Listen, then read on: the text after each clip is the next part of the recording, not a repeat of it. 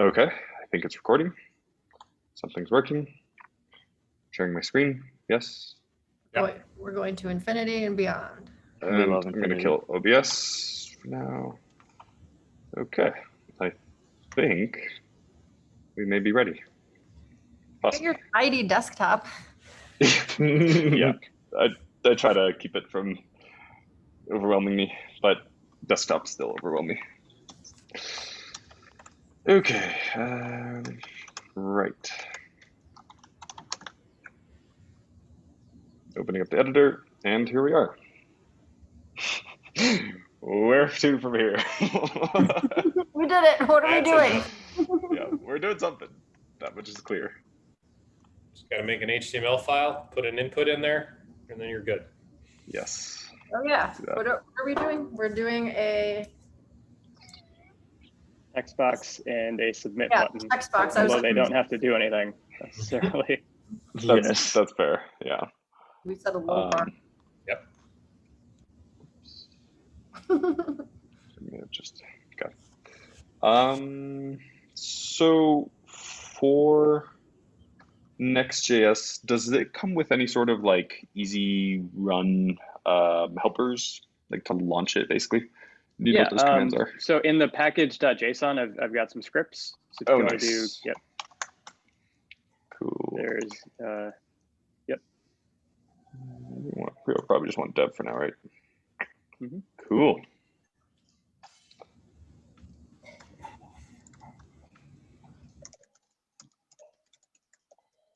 Okie doke. That's got something on. That's great. All right. So I am a little familiar with the overall structure here, but I really have not worked a lot in React, so I'm going to be pretty, and never with Next. So I'm going to be pretty like exploratory here. So bear with me, everybody. I'm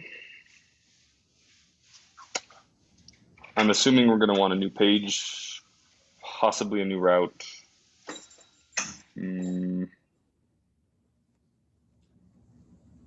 What else? New page is a good place to start. What's awesome about Next.js is when you set up a new page, it's automatically a route too. Oh, nice. Okay. So whatever file name you give it inside /page inside the pages directory becomes /that at the site. Okay. So should we just call it like home or something?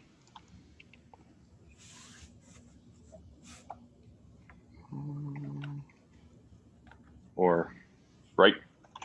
And would this be a TypeScript file or a TSX? Yeah, TSX. So TypeScript with the JSX support. Got it. Is what the React stuff is written in. Cool.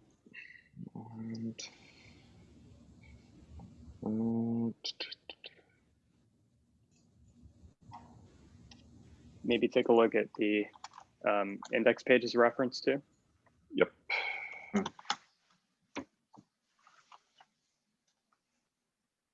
Okay.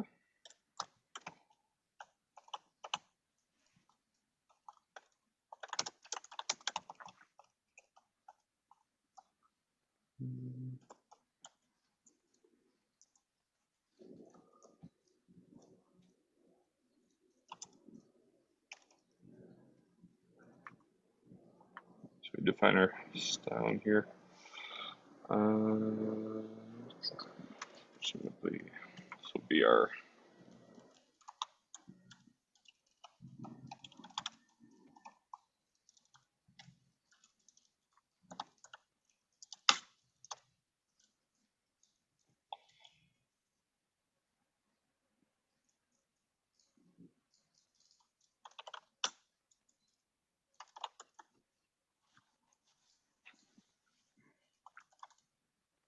Boom.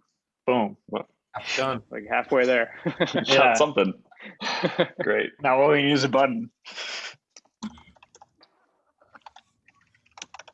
So one React thing is that you don't write class, you write class name with a capital N. Weird. So it doesn't get mixed up with JavaScript classes. That makes sense. Right. Input.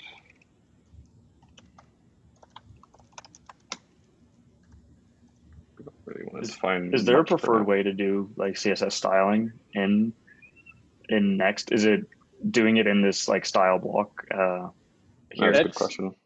Yeah, so this is called styled JSX, which comes built into Next.js. They also support classic CSS files that are just like imports that you can do. But what this gets you with styled JSX is that if you have a JavaScript variable that affects the CSS in some way, like if you've got, you know, a disabled state, or if you want things to look different depending on your React state, this lets you just write JavaScript variables within this block right here that you have your cursor in. Oh, so the That's style nice. directly, the style can directly change as a result of like state changes inside this. Okay. That's cool. Exactly. Yeah. What does the syntax for that look like? Go ahead. So let's say, for example, if you wanted to do color : and then sure. So type in red or whatever. And then right at the start of dark gray, if you wanted to make this dynamic, you would put a $sign, curly brace, and then a closing curly brace. And now you can write JavaScript logic in here. So if you want to do like a ternary expression that's, you know, state equals dark gray, question mark dark gray, you know, you could write any kind of logic in there. Right. And a state being That'd be the actual something that you variable would we're going define. off of. Yeah. Yep. So like ready or something. Oops, Sure. Where did I? And then okay, but I don't think we need to worry about that too much right now. That's nice to know. See if that's actually being applied. Not yet. Colored dark gray. Although it may be that we need to do background. You get to write something. Yeah, there you go. There we go. Cool. Got styling. Now we need a button.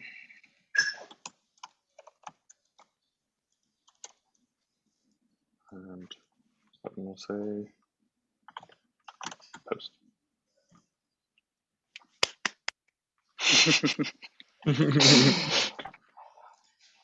By the way, if anybody has any like other, you know, preferences for wording here, please let me know, because I'm just like going with what's easiest. Comes to mind, yeah. You get it in the This is page. fun. Yep. All right. Love it. So, shall we have the send button do something? So do you know how inputs in forms generally work in React? No. Okay, so what you typically want to do is define a state variable so that you can access the content of the input within your React logic. So if you go right above the return line, so maybe make a new line after number 3, and write in const square bracket, and then let's say text. Is that gonna be in or like after? Yeah, inside, and then comma, and then set text as like a function variable, function name. Set So text, set. like this? Yep. No, just the, yeah. And then after this equals, sorry, outside the bracket. Use state. So use before. Oh, use. Sorry. Yeah. Like as one word as well. Yeah. Mm-hmm. Like that. And then, yep. And then round parentheses, and then just an empty string. So a couple quotes inside. Inside. Yeah. So now if there's a shortcut here, because you have to import that use statement, use state function. So you can either do after React there, you can do comma, yep, but with inside curly brackets. Oh yeah. So VS Code will also automatically pull stuff in for you, which is what it did above there. React itself needs to be outside the curly brackets. Oh, okay. So it's comma curly brackets like that? Yeah. So the reason for that is that React itself is the default export from that module. Use state is an import that you have to kind of manually. Yeah. That makes sense. Cool. So you've got state now on the page. To actually tie it to that input, what you do is within the input HTML, do value equals, and then brackets text, and then outside the brackets on change equals, and then Like, I'm assuming that. close, yeah. So onChange is a standard JavaScript event handler. So the parameter that it passes isn't the value, but rather an HTML event. So what you want to do is define a function in line there. So you can do event equals. I'm assuming Inside the yeah. So event equals, and then greater than. You want to do like an arrow essentially. Yeah, but yep. And then set text. And then inside the parentheses, event.target.value. Okay, This becomes more intuitive with time. There's some patterns here. Yeah. Yep. Starting to make a little sense. So now what you can do, if you want to go back to your browser, just kind of make sure that it still works, that you can type something into it. Looking good. Cool. So what you can do now to debug a little bit more is maybe do a console.log of that variable value. Mm-hmm. Is that? Do you think that's within onChange, or should we do that within set text? And do we need to redefine set text? Above the return. So basically, every time that component renders, it would run that console.log, which is what happens if you just pop it in between there. Got it. Like so. Yep. Cool. And that's going to be in our log. Yep. Nice. Delicious. Great. Cool. So now you've got access to that text value, and you can do whatever you want with it. So if you wanted to write a submit function or a post function, you can now just use that text variable value, pass it along to an API. Yep. Maybe what makes sense is to go ahead. Well, one interesting thing might be to have the button only show up after there's text in the input. Would the best way to do that be by conditionally styling it through CSS, or going a little more towards like the templating logic of like Flask and like the like? Depends, I think. So with CSS, you could do animations and stuff, like if you wanted to fade in the button. But by default, unless you intentionally are trying to animate some state changes, I think you would go with the templating route. So just not render that component or that button if the logic doesn't check out. Yeah. And how does templating HTML here look? So open up a curly bracket. And now within this block, you can write JavaScript. So you can do like text.length greater than 0.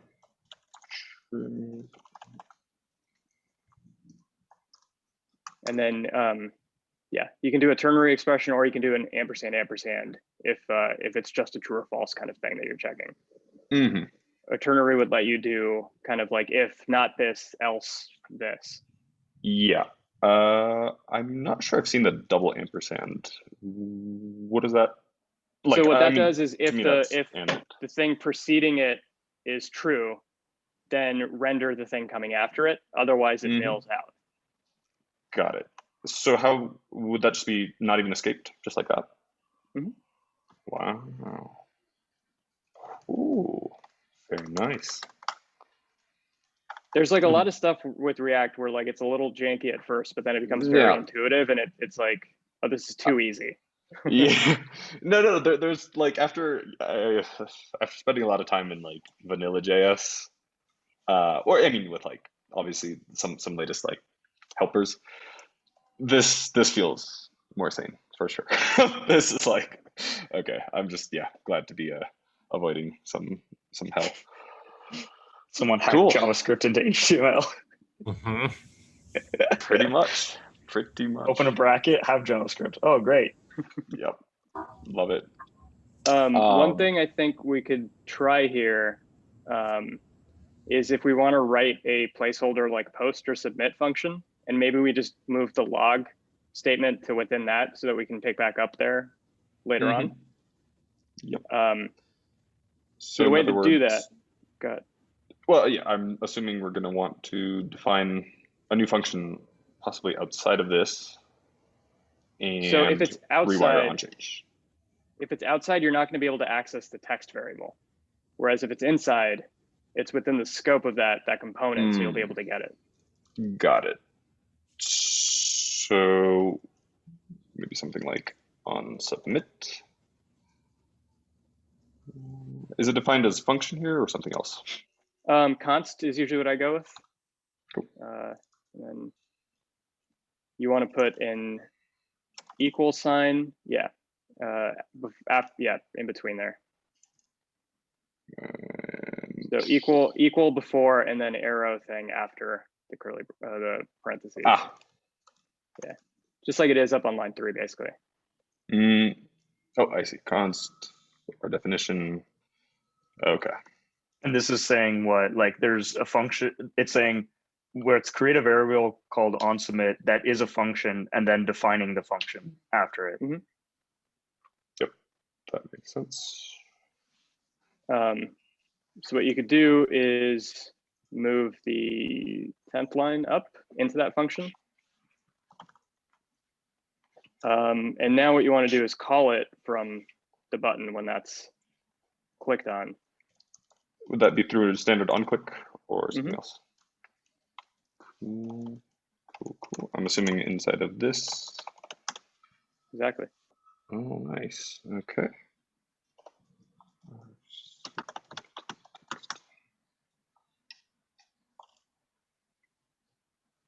That's working. Ship it. Would one thing also be to, like, after you submit, like clear the text or something? So if I'm understanding this correctly, we literally just do text. We assign a new value to text here and call it a day. Yes and no.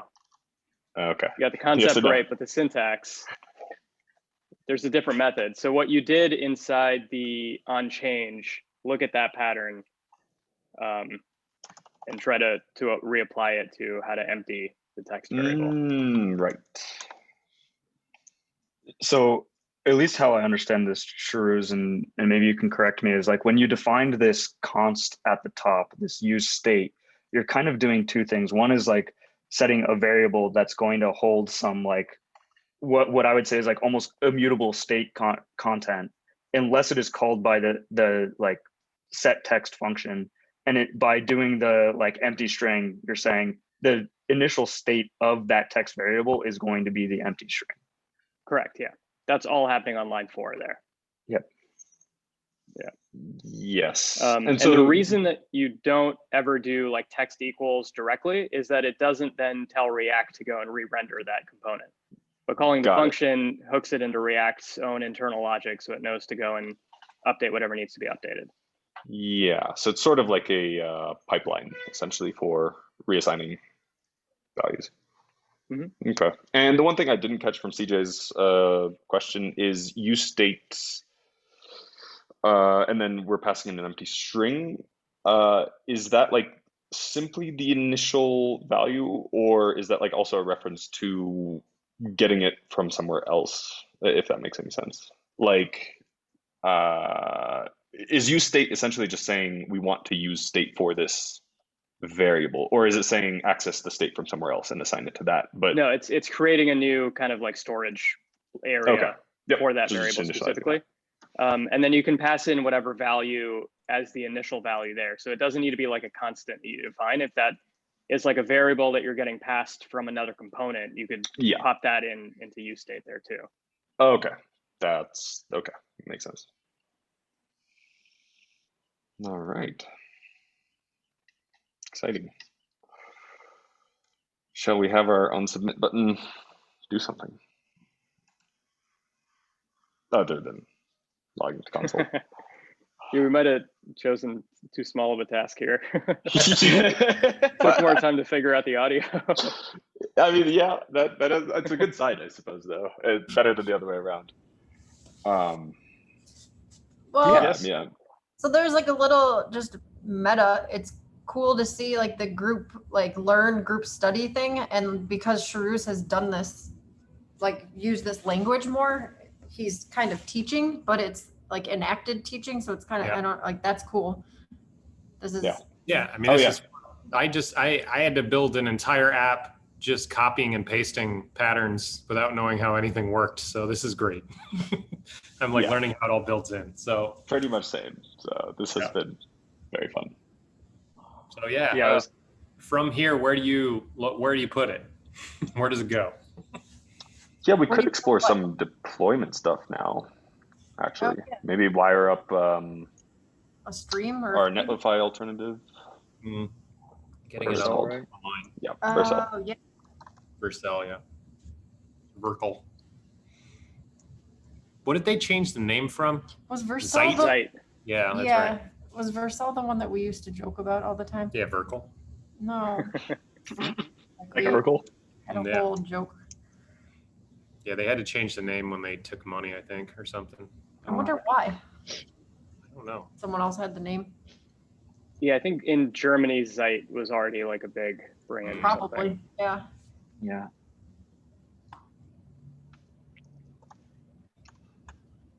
Oh, giving us the security code. Mm-hmm. We're in. Wait till you're streaming this live. Yep. You get I think we want to probably get a young Russian to ruin your life. Any concerns with the name here? I was thinking just Good. I think relational makes sense. Oh, sorry. I think I just killed my audio. It jumped.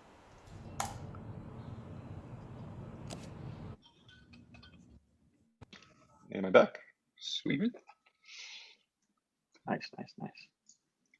Ooh. Oh, okay. Hold on. Let's see what's going on with the pricing here. So, they just give us a trial, but it sounds like there's probably a free tier that's going to be enough for us. Yeah. Assumption. Cool. Especially because I think for the most part, it's not going to need a back end ultimately, like where we're headed, which is nice because then hosting a static site is like essentially free everywhere. Yeah. They'll subsidize it for you. Awesome. Got to burn that VC money somehow.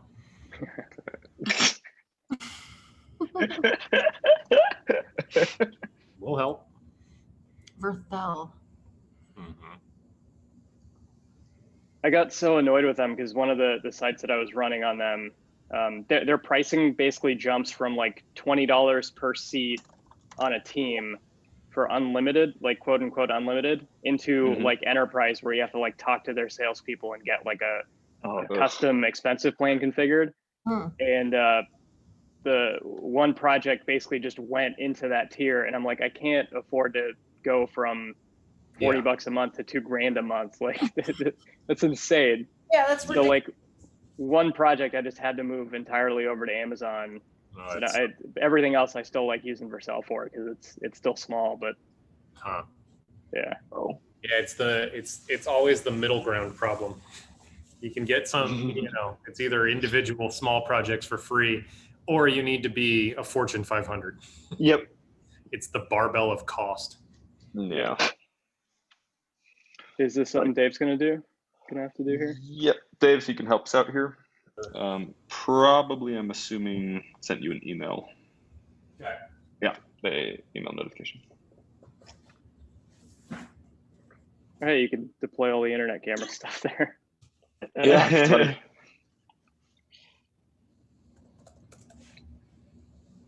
How did it like automatically get included?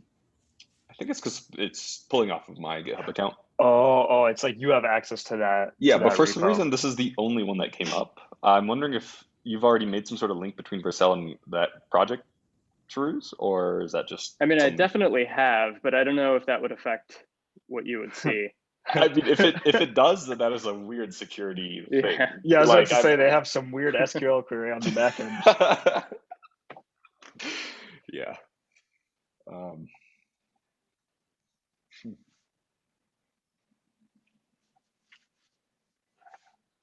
Everything is slow. All good. Which is annoying because we paid $10 for 24 hours of our internet being up to 10 megabytes per second. What? There's just a lot. Nice when wrong you're with that staying in like sentence. a resort hotel thing. Yeah, I thought about you, CJ, and because Dave was like, he was like this close to losing his shit. He's like, it doesn't cost them anything, and I was like, I know. I was like, but we can't do anything about it. Whoa, that's insane. I mean, I guess it's like a common utility that they have in the hotel. So they're just like, oh yeah, like we'll just charge you because we can. And That's without so it, like bad. people would be going hog wild and just like running Netflix everywhere, and they would need like a giant fat like 10 gigabit pipe really to serve everyone. I talked to someone and she was just like asking what was going on. And I was like, well, video calls just drop. Like you can't pipe the video in. One second. Isn't CJ, did you set up the org? Oh, did I set up? I might have set up the org. That is Yeah, I possible. think I do remember you asking. I think I did it about on GitHub. the other call. I have the like Yeah. Buzzard repo, but I think Yeah. you set up the relational one. Yeah, let me see. And my computer's being real slow right now. That's just because It's the theme of the you have day. to do something. Yeah, the It woman at the knows. company was just like, well, I'm not surprised because basically you've got really shitty internet connection without upgrading. And I was like, Yeah, it's like 10 and she megs. can't do anything about it. Like, I don't know. It's just like, it's just all messed up. How Yeah. long until this is not a thing? I And mean, you could be anywhere and have Wi-Fi. I mean, Is like Starlink the best thing towards that right now? 5 to 10 years is my guess. Okay. Like, I hope it's faster than that. I I mean, hope so. maybe not within like the whole world, but I guess Yeah. within the US it'll get much better. I think people, at least with Starlink, are trying to test like, at least for like RV kind of or van life living, Yeah. just having the Starlink like satellite on their roof so they can get service everywhere. as soon as we can, the Subaru is going to have a just nice. dish on top of it, Same size Wow. car. just on the hood. It'll be an ornament. Beautiful. And then you can also run a cell tower out of it. So then you can broadcast it to your phone anywhere. Perfect. Yeah. Love And the future. we'll just have like a switch on top so people can jack in directly. Yeah, perfect. Get their Ethernet fix. I mean, you see all these vans out on the road, and like all of them, they have all this gear hanging off of it. Like it's basically, you know, like a rack setup. So we'll just literally put a rack on it. Full of good. Mobile data center in the Subaru. Like that guy trying to do the energy stuff in Texas. We'll just have the mobile version. We did get a rooftop carrier. Did we tell you that? Oh yeah, how is it? Now we can fit It holds things. all of John's stuff, all of our stuff. Probably, I don't, not a surfboard, so maybe not all of CJ's stuff. You can get a surfboard now. All of Sharuz's stuff, and we I can. was about to say it's only on one half, right? Yeah. Is it Yeah. taking the full thing? Because Yeah. no, you can fit like a couple surfboards on the side. We'll be riding real low. Fit Buzzard, all of Buzzard into a car and all of our belongings to live on the road. Nice. May require at some point a Subaru Caravan, but that'll be a concern for another day. Couple of questions here. So first off, to get something deployed, we probably need to commit it. To commit something, we need to agree on commit messages. Any preferences here? I usually do like present tense, so like revert something, because past tense generally feels like it gets muddy with change logs, but yeah, y'all have any other ideas? Feel free. I think what you said works. Yeah, that's Knitting. fine with me. And the second thing is, what is the, I guess, with regards to Next and Vercel, do we commit package lock? Is that something managed separately? I'm assuming we're not touching yarn, so maybe add that into some sort of git ignore file. Sure, both are safe to check in. Vercel, I think, prefers yarn if it's there, but okay. either should be okay, or both. Cool. I feel like probably one would be preferable. Would be better, yeah. Yeah, worried about two files, and then I'm good with being fully npm here. Either way, it's fine. Yep. And to be happy with npm, is that going to be package lock or yarn? Yeah. Yarn. So we Okay. can just toss the yarn. Yeah. Sweet.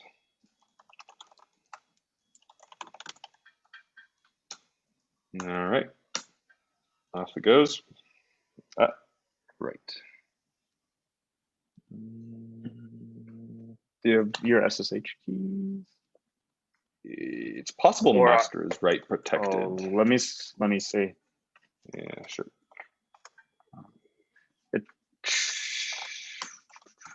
It's weird because I was able to push to it. You might have the permissions then, Charuz, if you created the repo. Oh, let me check. I love how I thought it's an org level, but it's like 7 overlapping like sets of like. we've all got one key to the thing. We got to get Yeah. all of them. It's good OPSEC. Exactly. Manage Or access. sub. It's like a multi-sig, but like without signatures. Says all 5 members can access this. Let me give everyone right. Mutual. Oh yeah, I don't see any. Try anything it. on my Try it end. now, John. Cool.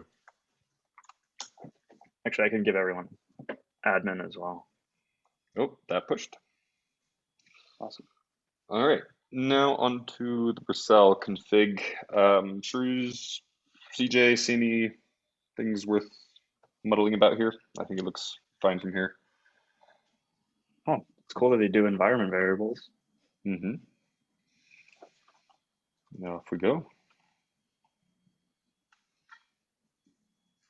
They've got a frosted glass top bar. That's how you know it's Where? many scrolls. Doesn't matter. Oh, this is quick. I'm used to Netlify taking a long time. All their UI stuff is really nice. Does it fetch packages every time, or is it only like if the package.json changed? Only if it's changed. So it'll cache subsequent Oh, builds. sweet. Gets faster. Yes. I mean, if I was them, that would be like the first optimization I'd throw in, so you don't waste server time. Yep. Is that a Vercel thing or a? Yeah. So JS thing? that's a Lambda function. We've got like a loose API endpoint in there. That was just an example one that we can remove or update later. Got it. And boom, you got a URL. Wow. Oh. Dope. Wow, look at that. This may be the fastest, like, oh yeah, I think I commented out the console, which would have been, I'm not like now in the habit of like killing console logs from prod stuff because I get yelled at for leaving those in and then slowing everything down, but no, I don't know. It probably works. I think it's safe to say that the onSubmit function probably fires. Yeah, clear Cool. the text at least, right? Yep, exactly. Yeah.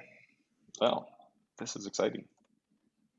And now I think anything that pushes to the main branch on GitHub will automatically get pushed to this URL. Nice. And if you open up a pull request or a new branch, it'll get its own like special subdomain that's elsewhere. Oh, no way. So it's like anyone can go access and see even like the testing branches of things. Yep. Oh, wow. Nice. That's great. nice. And all the API stuff is handled here through the backend too, like with Next.js, like since it's all in the like mono repo. Yeah, I mean, I think so I had /API/example in there as just like a placeholder file. So John, Okay. if you want to look at what that endpoint looks like, it should return something. Yeah, Nice. so that's Okay. dynamic JavaScript there that you can, connect to a database, run some anything. Yeah. Sweet. Beautiful.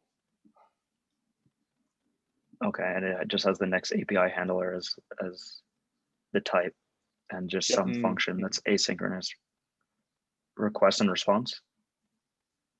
Yeah, so in Node, like if we're using any HTTP server, whether it's Express or Polka, or in this case, Next.js, you get a standard request and response variable for any HTTP thing. The request being all the data, like the headers, the body of the request. So if you want to parse that and do stuff with it, and the response being the object that you can write to send a response back to the client. So if you want to set your headers, it would be like res.setHeader. If you want to send JSON back, it's res.json. Yep. Okay. Okay, just like Makes sense. filling that payload. Similar. Okay. Cool. Possibly now might be a time to muddle around with some domain stuff if we want, because currently we have honeycombs.vercel.app, which is nice, but we could maybe do a subdomain redirect from Buzzard Life, potentially.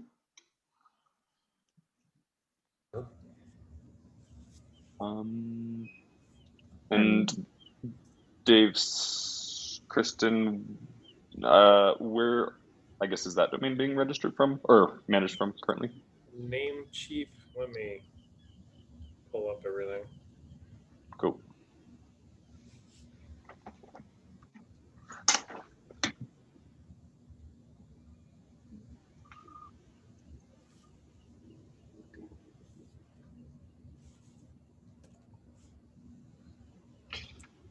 I just sort of like as we're doing this, I'm kind of imagining if these commits were like deep linked with this video and any messages that were sent at that exact moment as like just native bidirectional links would make looking at documentation a lot easier. I think just like essentially right click or select any code and like ask like how was this written, basically, like who wrote it, when did they write it, like just replay that entire session of the call or the 7 previous calls that were like touching that code. I mean, yeah, there's something about this collaborative writing here that is very, very exciting to me. Well, if you Something layer interesting. time stamping too, you could just like go right to when this Exactly. code occurred and like what was the like who was there, what was going on. Yeah, Got, like a little radar sense. Like someone's like, oh fuck, I was recording and I didn't know, like you don't remember, and you're like in the dark somewhere and you're watching TV and like drinking a beer or something. You're like, oh fuck. I mean, this would be useful just in single player mode. Yeah. Yeah. We need like a film or TV production workflow where there's like a clapper thing in the beginning that syncs up all the different assets that we have so we can line them up in time. Yes. Neat. All right. Very neat. So you're probably going to need some DNS stuff from me. Yeah, we got to figure out how they're doing everything in here. Do you want to do it on here so you can pull up the screen and then? I think that could. The easiest way to do it, I think, would be adding a CNAME into Namecheap. Okay. So if you add a domain here, it'll tell you what CNAME to configure within Namecheap. All right. Something like that. Okay.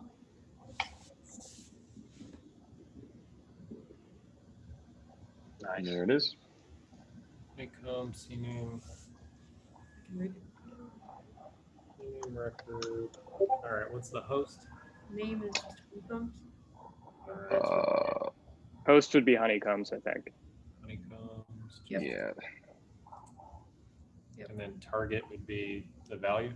Yep. cname.vercel-dns.com.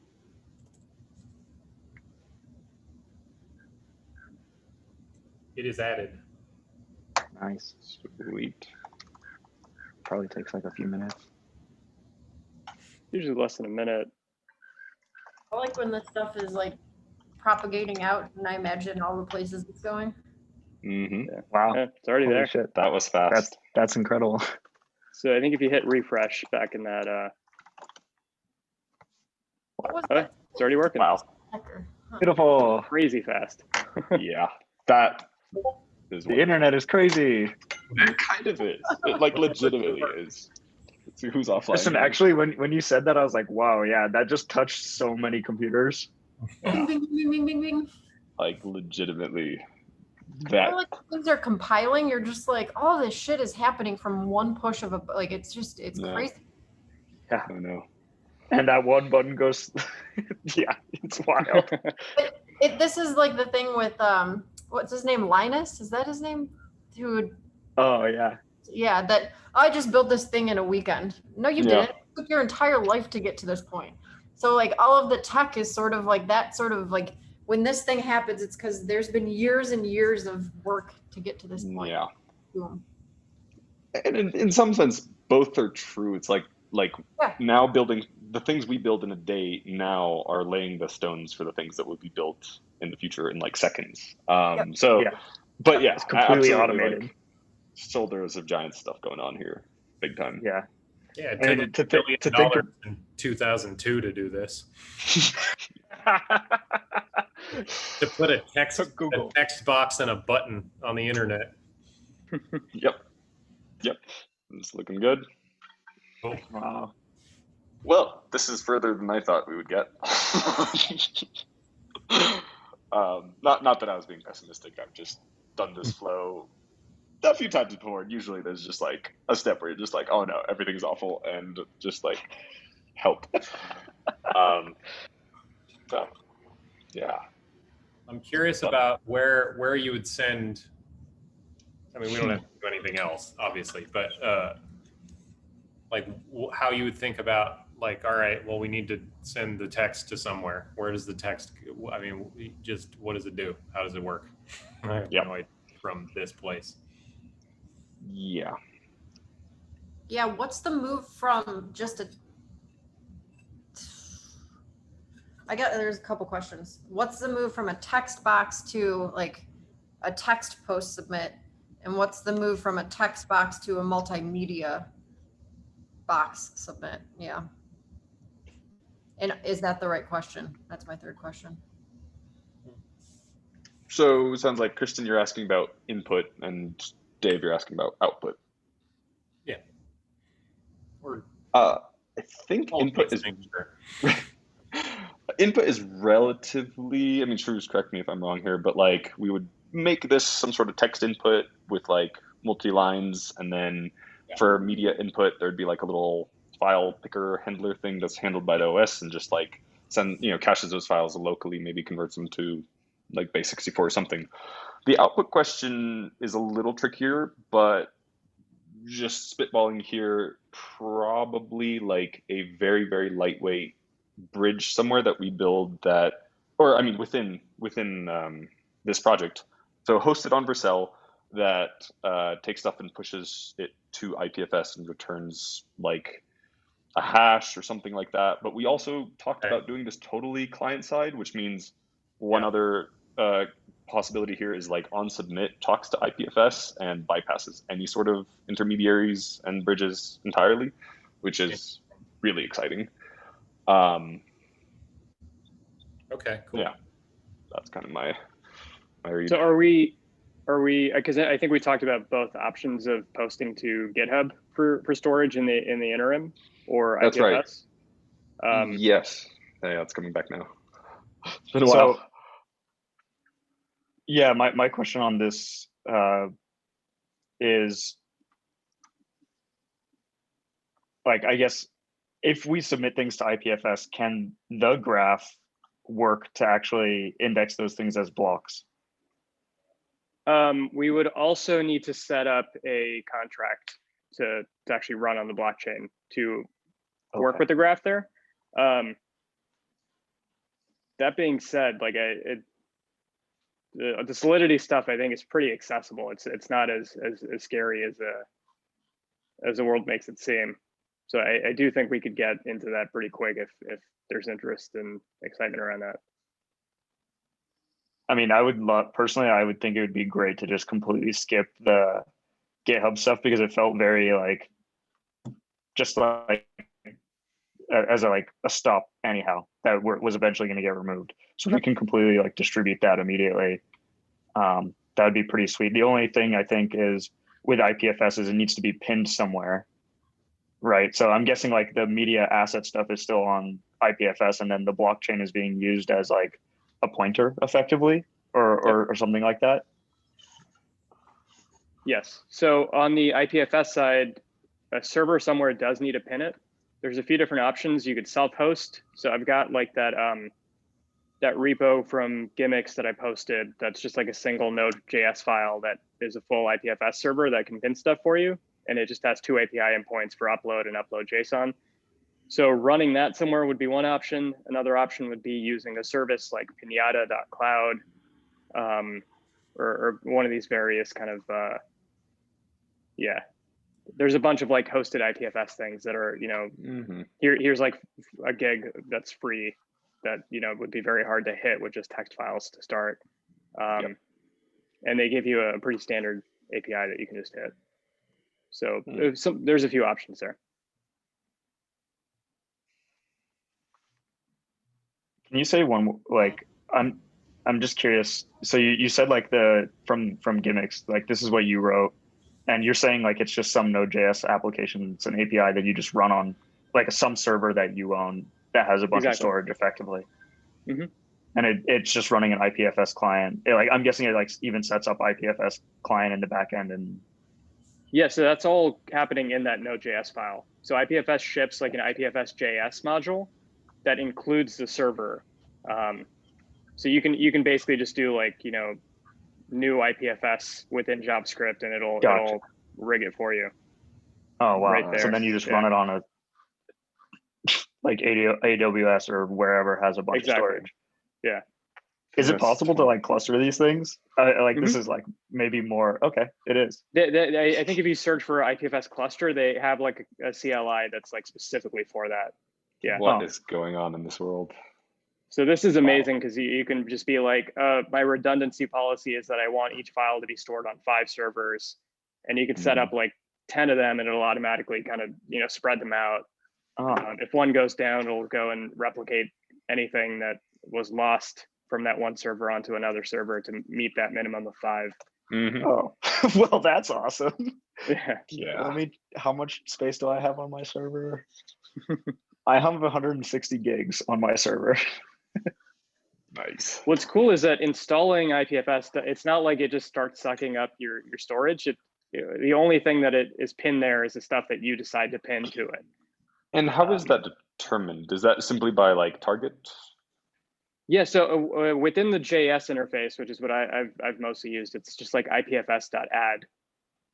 Mm-hmm. So the right here you get like this IPFS. Yeah, the third line.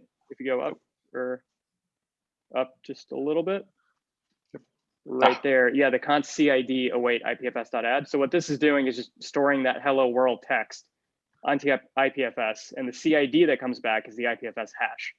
Yes. I guess my only question here is like IPFS.create.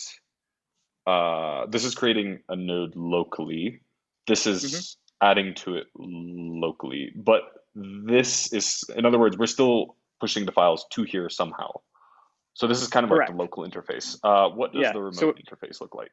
What you want to do is manually set up like a server within Node that you have a couple API endpoints that you design. Okay, so just lightweight, like takes in via post and then ships it right to and then runs IPFS. Exactly these functions, but just within the context of a server that you can post to. Makes sense. Well, I mean, I've got at least another hour of coding in me, so if y'all want, I'm down to go a couple extra steps. So, what was that? I said I got another hour of sitting here watching you code. Great. Yeah, I can hang out. Yeah. Sweet. All right. So Sharuz, you're saying I can just run npm start on this and it'll work if I clone this on my server? On what? On which thing? On you have like an Ubuntu box somewhere? Like if I clone this factory IPFS, I can just like run this. Oh yeah, that'll just work. Oh. It should theoretically. What are you plotting, CJ? You know, nothing. I'm just like really curious. I want to run this thing now. And I guess that would give us 160 gigs of storage effectively. Right. So I mean, the in other server words- I won't say is the most stable, but it's pretty good.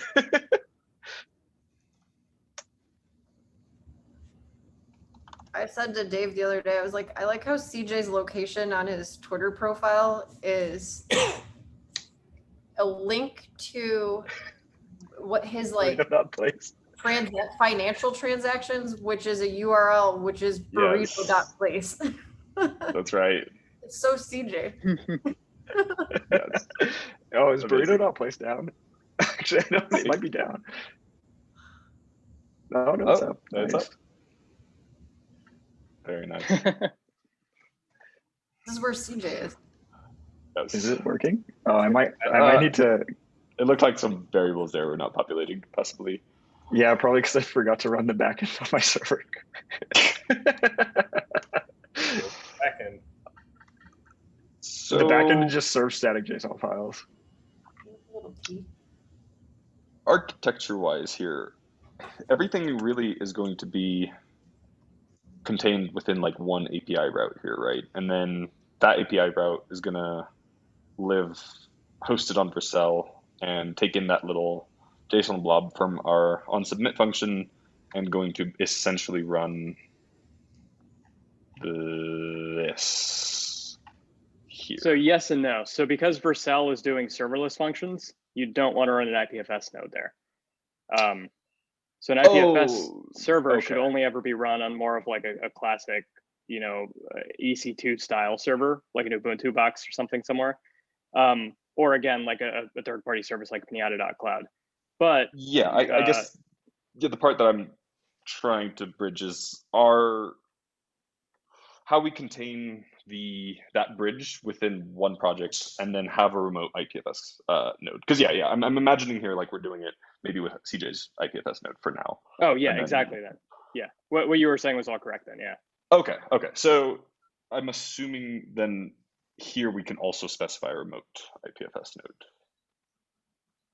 No, so I think what you would want to do is from the Vercel hosted API endpoint, do a traditional like fetch API request to CJ server. So I would give Just you like a standard.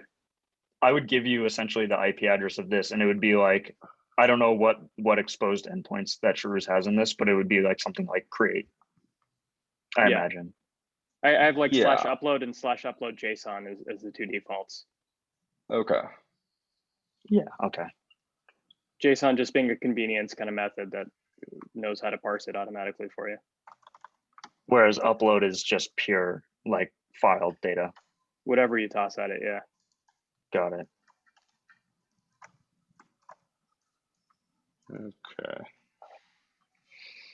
Okay. Would that still make sense to wrap into this project to make it sort of like a monorepo thing, or like the code that lives on CJ's server and potentially other servers in the future? Is that best to make separate package that could then maybe be installed via like package managers?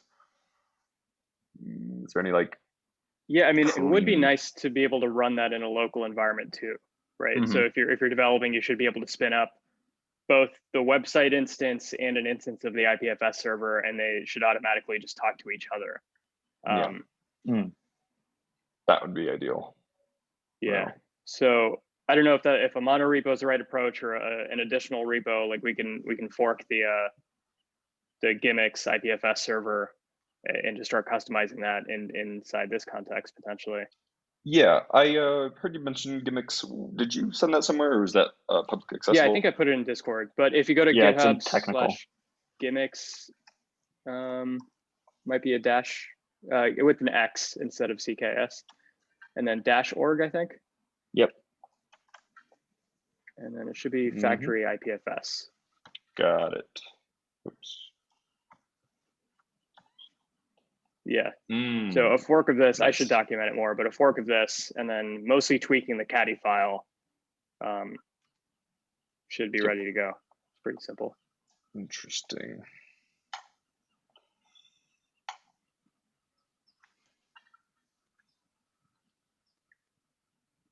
Something about like forking into a organization is just like so like satisfying. Like an open organization. It's just like, oh, I do like it a lot.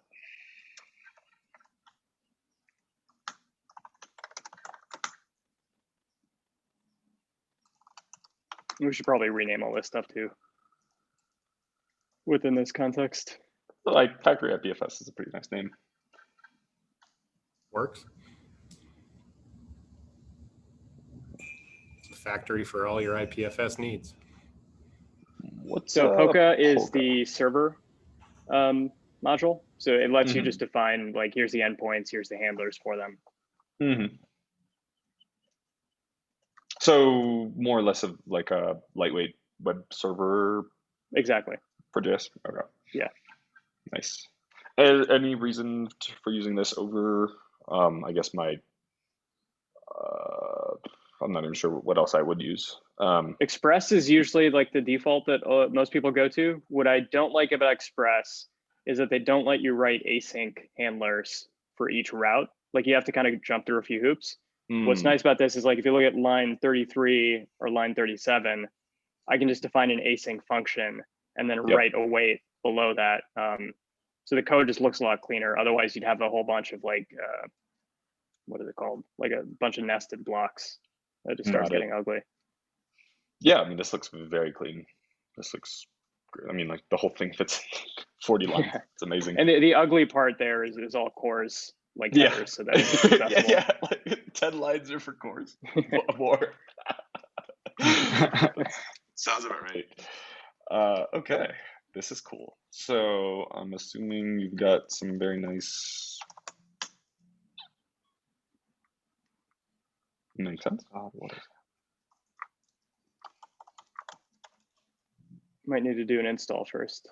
That's right. And then real quick, if you go into the caddy file, so that's for deploying to a server and configuring it. But what's nice about caddy is that this will automatically set up SSL for you at whatever domain you configure. So when you're deploying it to a server, you just automatically get SSL out of the box and a couple commands that way. That's nice. What's running on the target server? I'm assuming caddy. Just caddy and SSH access. Yeah, exactly. Wow. That's cool. Really, yeah. As opposed to like setting up Nginx, caddy is like extremely simple. Yeah. Wow. This is amazing. I think if you search for like caddy server, you'll get to their docs. Yep. Yeah. This is cool. So if I'm understanding a reasonable flow here correctly, one option here is CJ creating like an account on his box, limited to some directory maybe, and then we just specify the target and SSH creds here, and then run, what's that? Something like caddy deploy or something, and then it basically chooses where to update our latest deployment and pushes it straight over there. Not exactly. So caddy doesn't manage the deployment side of things. It's more like Nginx or Apache. That's the pure web server. Simplified. Yeah. So I think the flow there would still be something involving Git and doing a pull manually on the server, unless there's tooling around that makes that easier. Okay, so caddy is only responsible from like the sort of getting incoming connections and establishing a secure tunnel to them, but not anything upstream from that. Okay. Yeah. So deployments is a separate concern. Yeah. Mm-hmm. Okay. And it's all caddy would only be a production like thing. Right. Like in other words, dev deploy stuff could just be done locally or on some other. Yeah. So like, for example, here, if you do npm run dev. Seen eating worms on TV. Do the npm install not go through? Actually, I think I did catch an error there. Yeah. Request has been deprecated. No, that's a warn. Node WRTC command failed. Oh, here we are. I think it's this, yeah.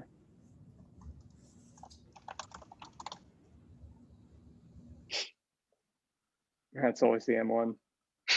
It's my go-to flag for does resolving have life a problems. lot of, yeah. This just all the time right now. Yeah. Yeah. Honestly, it's so much faster though that it's like it's kind of worth it. Yeah, It's like the and time that you still figure make out up. to debug is like still like the time it saves outweighs everything else. Yes. Good Lord. Yeah, we may be going into the weeds here. Hold on to your hats, everybody. If you have Yarn locally, I feel like Yarn might just let you install it.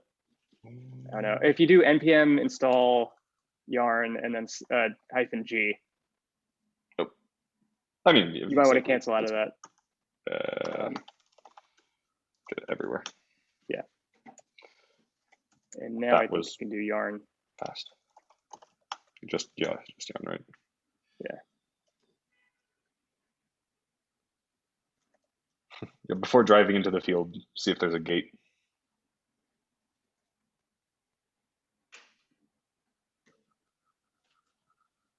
It is weird if Yarn lets it install and then. I'll bet it's using some like alt, like unpacking flow that's accessing some cache. Yeah, who knows really? It's a dark world here. Getting to see the seedy underbelly. It's nice. Are you kidding that me? Installed. So, boom. Modern development. Okay, let's just close out that before it causes any undue stress. I remember I used Node for the first time, like probably in October or November of last year, and I couldn't understand what was going on for the longest time. I was like, what am I even doing here? And then I like kind of like eventually was like, okay, package.json does things and I'm going to leave it alone. Or, like, okay, you run these commands and it bundles everything and then minimizes all the JavaScript and deploys, and you're like, oh, okay, like, sure, like, it's fine. Yeah, in my mind, what it's essentially doing is like taking potential, like very terrifyingly massive states in the world and like somewhat compressing them for some period of time so that you could basically say, like, I would like these set of things to happen. But really how long that's going to be the case is anybody's guess. You're essentially just asking like the system to be like, can you please stay in a state for at least a little bit until who knows what happens. Okay, so you're running a local node now on port 4001, I think, is what the default port was for that. Lovely. Is there a web interface of any sort, or? Yes and no. Like you'll see like a not found error, but it won't be. It'll be HTML that's being served from the server. If you go to localhost port 4001, I think. Oops, 40,001. Yep. Yeah. Nice. Something's listening. So if you post to /upload or post to /upload JSON, it should run the stuff that's over there. Yep. Let's see.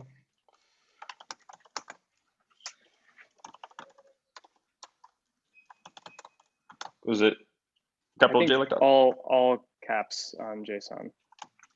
Yeah. We can change all those things. Obviously, that's just what I went with earlier. Totally.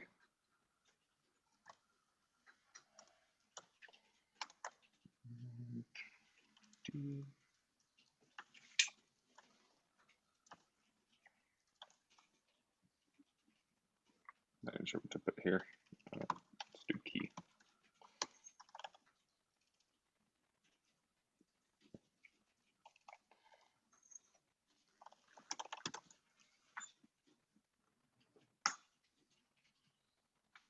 Boom.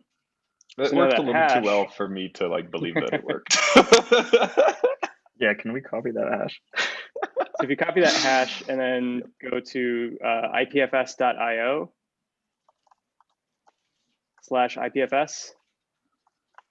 and then slash that hash, boom. Things are not supposed to be so easy. Look, it's just right there. It is that easy. Nice gateway to IPFS. Beautiful. Wow. If you paste that into Discord, I think all of us should be able to access the same Yes, content at the same URL as well. That's correct. Yeah, amazing. absolutely.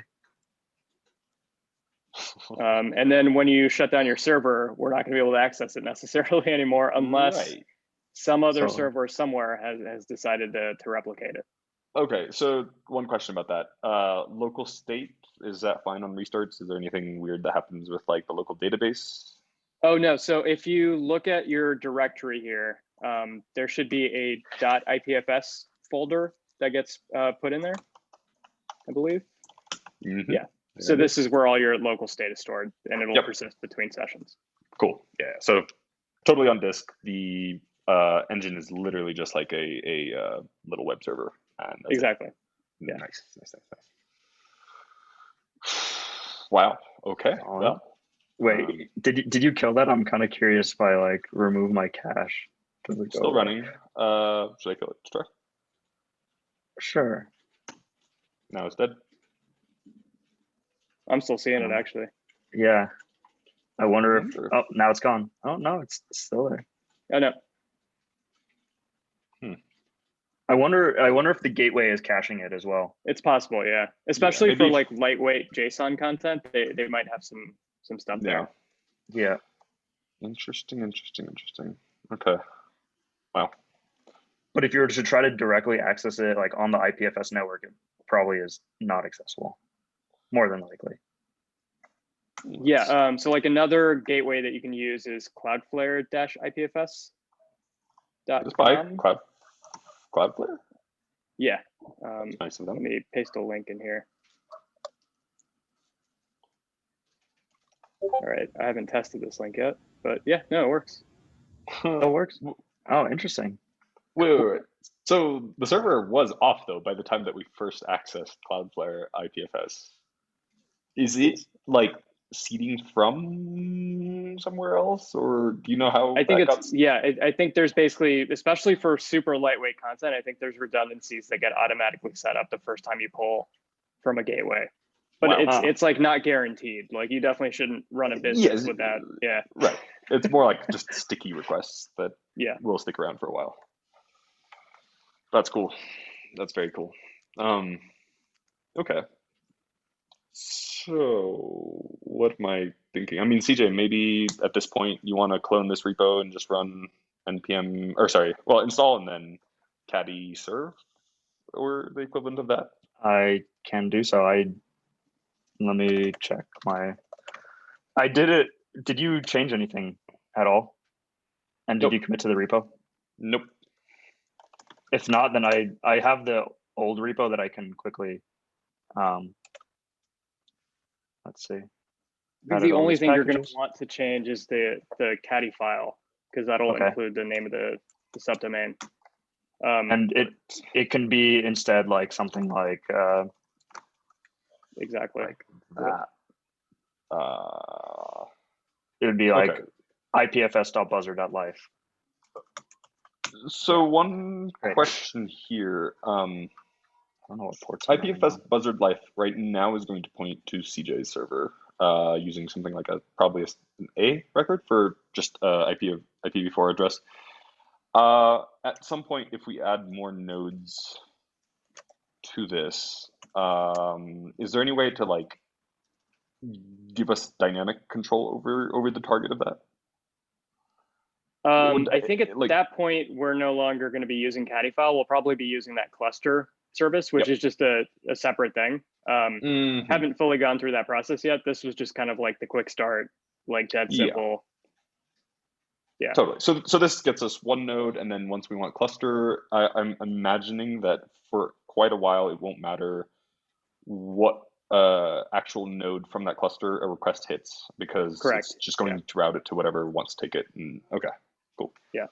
I'm It'll curious. be Shrews, something we can scale to, because like what's most important about this project, like or this code here, is that it's setting up an interface to upload to IPFS, and within that server interface, like if you wanted to put in API keys or any other kind of authentication stuff to prevent anybody from just being able to like dump, and store stuff there, it gives us a nice interface for that. And then because putting something into the IPFS server into a single node, all you then have to do to another cluster that may be elsewhere is just pass it the hash to pin.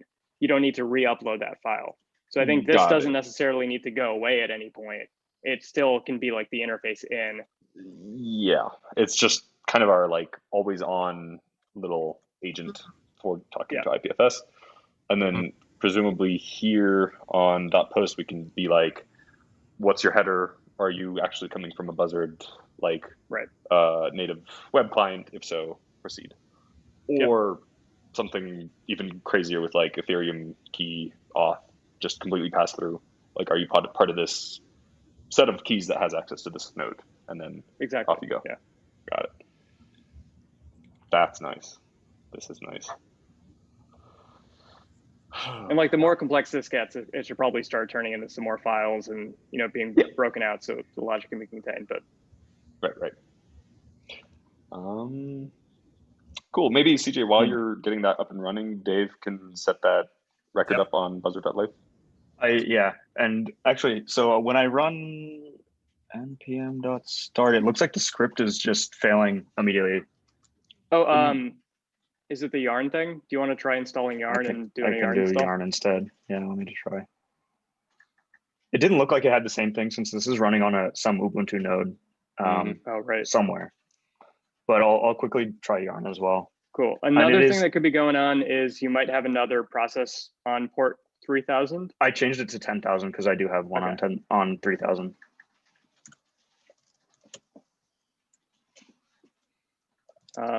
And another thing you can do to debug is run yarn dev instead of yarn start, because that'll just log whatever's going wrong immediately. Great.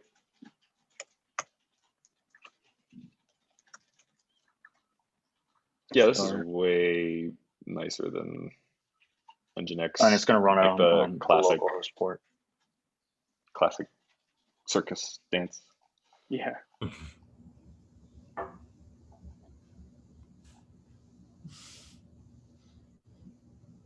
Automatic SSL is like such a game changer, because up until 2 or 3 years ago, such a pain in the ass.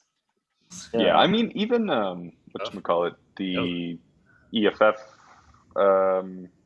certbot, like even certbot, like if you have some custom something like in your Nginx, you're going to be sitting there like debugging that thing for a while. Like, I love running it on clean installs. I hate renewing it after like a server upgrade, because I'm just like, there's no way this is going to go well. When you are running it yarn start, does it run the process in the background? Yeah. Oh, okay. That's so it runs an instance of Forever, which is a like production node kind of thing. So what's nice about Forever is if something fails, it'll reboot the server automatically so that the server doesn't stay offline. Got it. Oh, so now that I probably ran 2 instances of it. You can do yarn stop and it should kill them. And same thing with npm. Let me try npm stop. npm run I'll kill the npm one. Okay, well, I couldn't find it. What if I do yarn stop? It couldn't find either one. If you do yarn forever list, see if that pops anything out for you. No process is running. Okay. And same thing probably for npm. Yeah, those two are both going to do the same thing. They're not running separate instances of anything. Okay.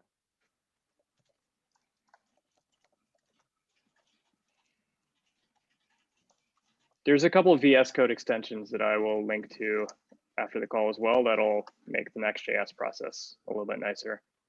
You can see, like, even on like line 26, like the CSS is not aligned. There's ways to do that. So when you hit Command S, it'll automatically clean everything up for you.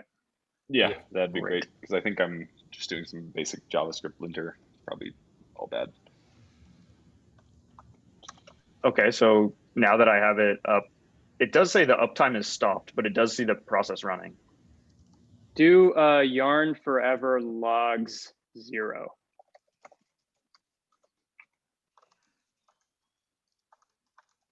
Okay. See anything odd in Unhandled there? error event in Node. Does it say I what? wonder if I'm running some like old version of Node. Oh, that could be it.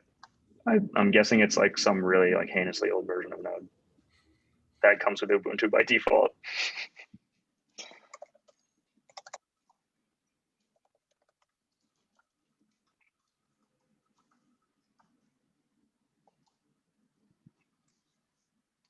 Let's get this set up.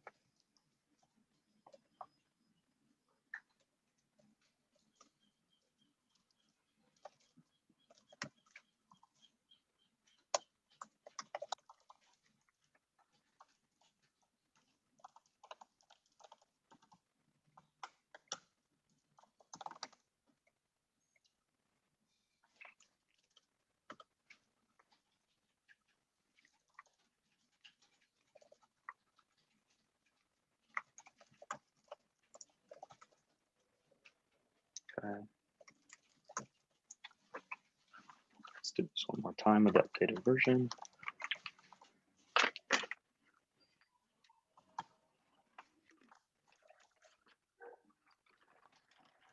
What are we doing right now?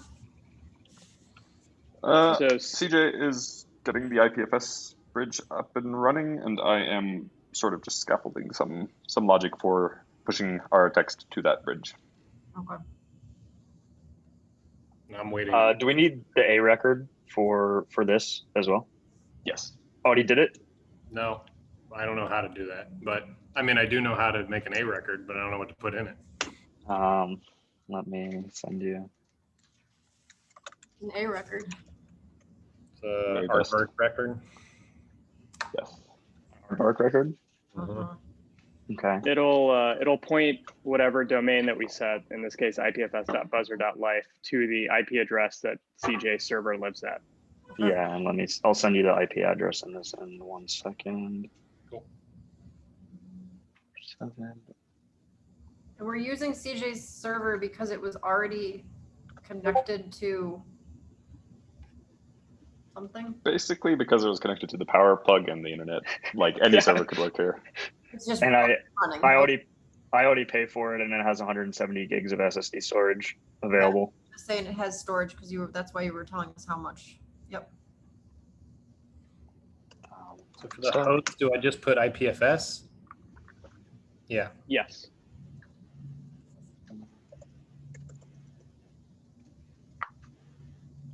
Okay, that's up. Is that just for your own edification? What? The, like IPFS?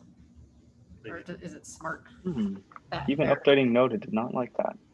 So, no, that Oh, it still thinks it's port 3000 for some reason. got life. Is this only in the caddy file, or is this also in index? Pulling up on. It's in. Oh index. yeah, the port. Yeah, you're gonna want to override that in both places. Okay. Yeah, let me fix that. Okay, looks like our DNS is live. That's good. Cool. Let me get this done. Well, it's going through Nginx, it looks like, which is kind of odd. Oh, But that might have something to do with the caddy config.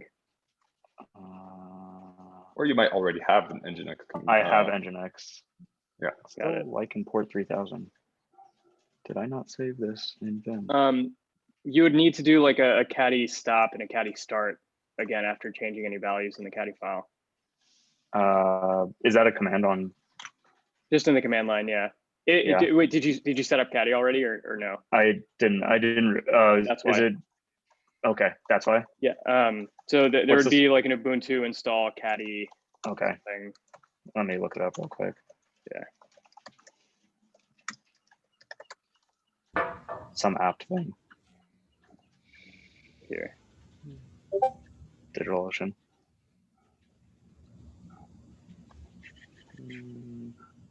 Great. Either of you have a preference for the like helper for REST API stuff? I think request is one. Fetch there's a is the one default that's built JavaScript in, Yeah. which is it's nice because it's isomorphic with the browser side stuff. Yes. Okay. Sweet.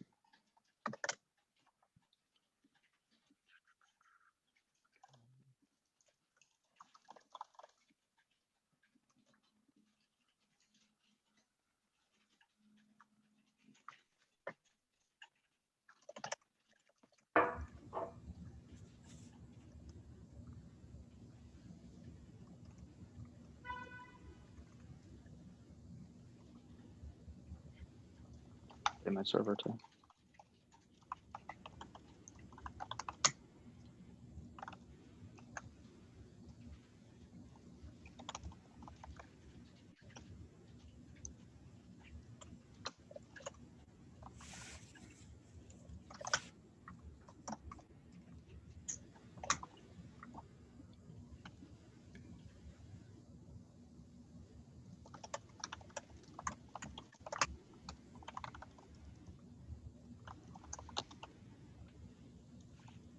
And do I need to do caddy start once it's installed, or it'll automatically start a service? Can't hurt to run caddy start again, and it'll just bark at you if it's already running. I don't remember if it tries it itself. Permission denied for port 443. Yeah, okay. I don't know how it will work with Nginx already installed. How comfortable are you with your Nginx config? Because you can do the same setup there. You just got to reverse proxy. I'm generally pretty comfortable with the Nginx config. Cool. So I think all you got to do is reverse proxy. Okay, yeah, that's fine. I can get a reverse proxy set up. Cool.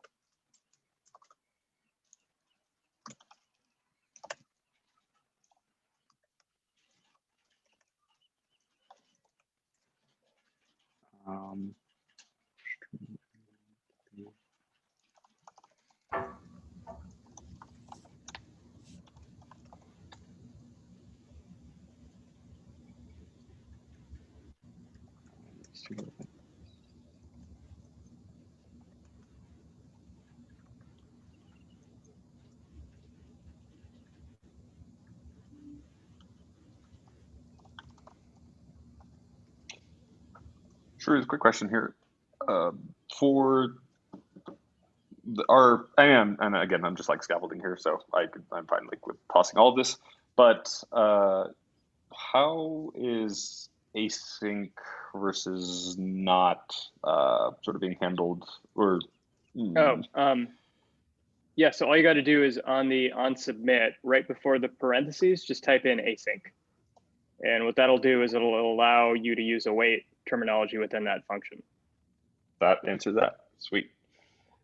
And would this be like cleanest notation for that? Yep. Nothing different? Cool. Yep. Depending on where you're going with it, I guess. So like what you're going to get in response from that fetch at this point is like an object, but it's not going to be the response itself. If you're expecting the response to be some kind of JSON value, which is what the IPFS server does currently, then you want to do within this then block res arrow function res.json parentheses, I think.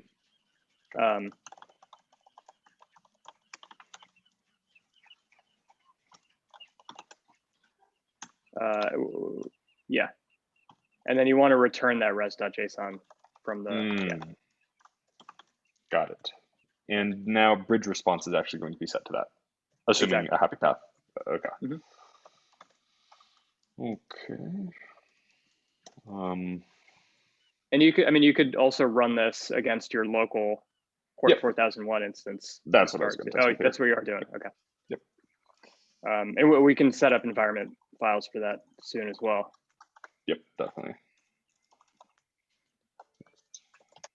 Clear.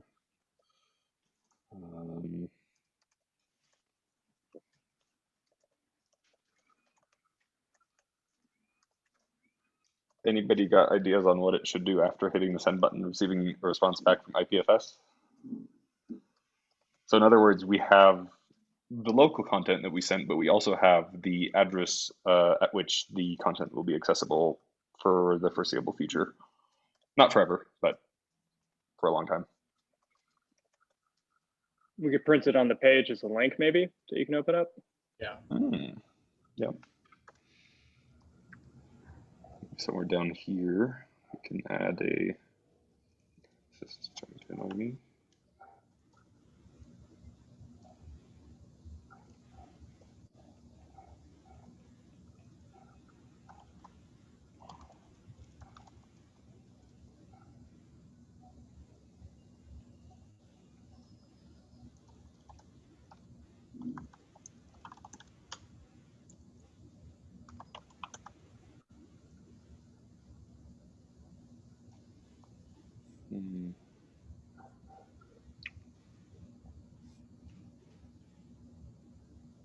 So for you to tell React that the state has changed, you're going to want to set up another use state that will hold your IPFS hash or the response.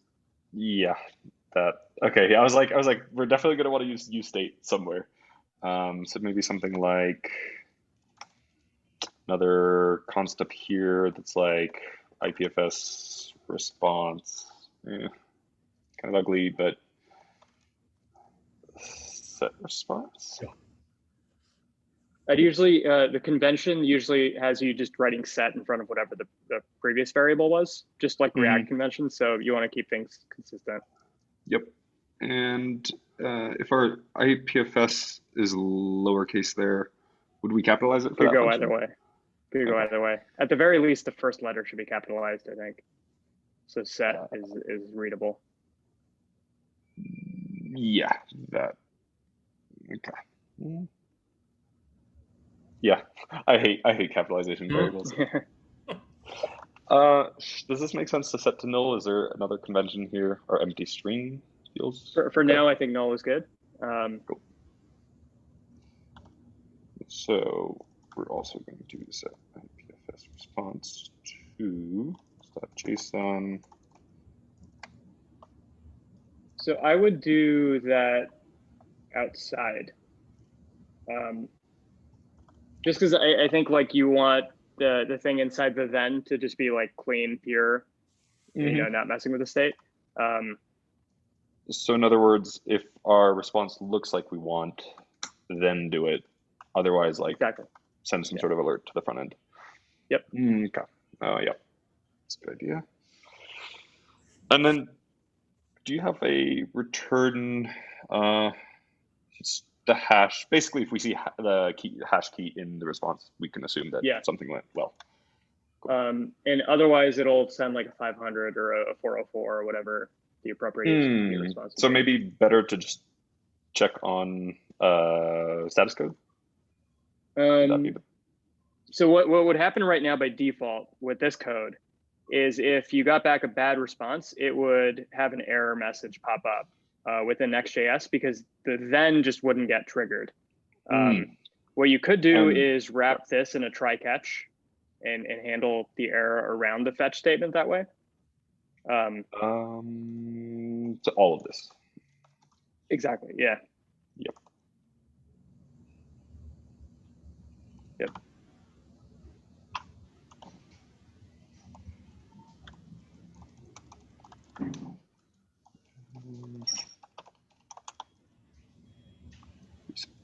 Specifying something here or keeping it global? Yeah, I think it's just like error, whatever you want to name the error response, and then brackets, and then you can log it for now.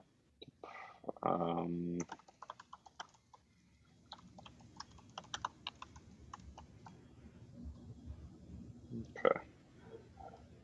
And then you can also take out the if bridge response there, or you can check like if the hash is there, but bridge response in that at that line, it'll always have some truthy value. Something like that. You can just do bridge response.hash. Ooh. Okay. It's already a native object. Beautiful. Okay. IPFS should be set up on the server now. Awesome. Nice. I tested it with like SimOA and other like just example file. Definitely got some messiness somewhere. What are we happy about? Oh, here? I think it down below, you didn't close your A tag Ah. right yet. Yeah. Yep. There we go. And then instead of this syntax, what you could do is just href and then equals brackets. And then what is the So that's just our apostrophe hash. that's a little slanted? Yeah. So you want to put a string template in there. So the apostrophe that's like slanted. Yep. On the inside of the bracket. Because yep, it's native JS within here. Building and then a backtick. And then So before the $, you do like HTTPS IPFS.io /IPFS. Yep, hash. So maybe IPFS response really should be like response hash, or even just block hash. Great.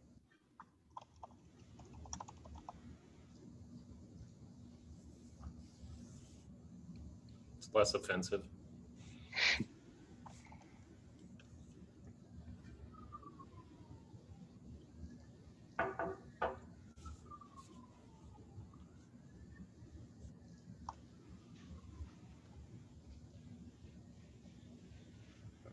Okay.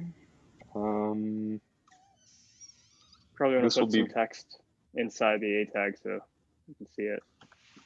Sorry. yeah. Something like view block. I guess this could also, or Have that. published block. So link. Ooh, that's Dave. I could. This is about the extent of my design abilities here. So if you want to send some CSS this way, like by all means.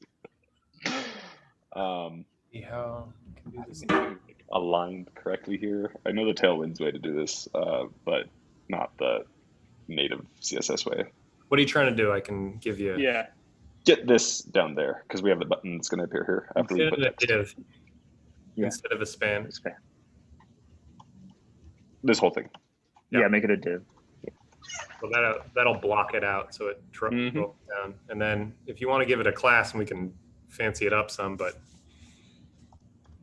Let's do it. This is our target block target. Block.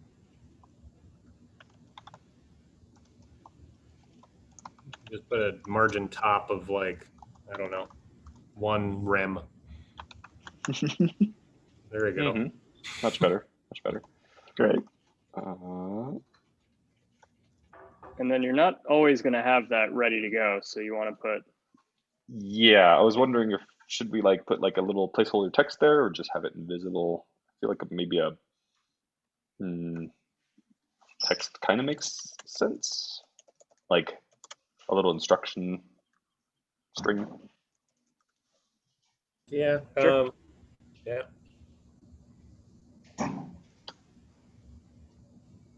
It's going to be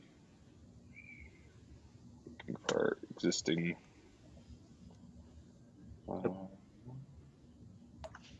thing like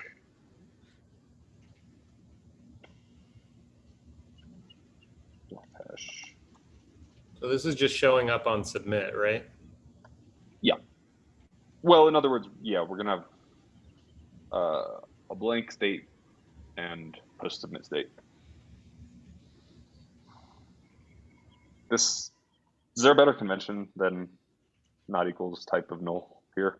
That's definitely the most like precise way of doing it. You could also just do exclamation point prior to block hash. Oh. As shorthand. So that'll just check if it's truthy or falsy. Meaning Okay. if it's got any value to it, it'll say true. Got it. And this can be used with our ternary It can be used with ternary, or it can be used with double ampersand if you just want one option. Yeah. So I'm for ternary, imagining it'd be question mark and then one block and then a colon and then the alt block. Mm-hmm.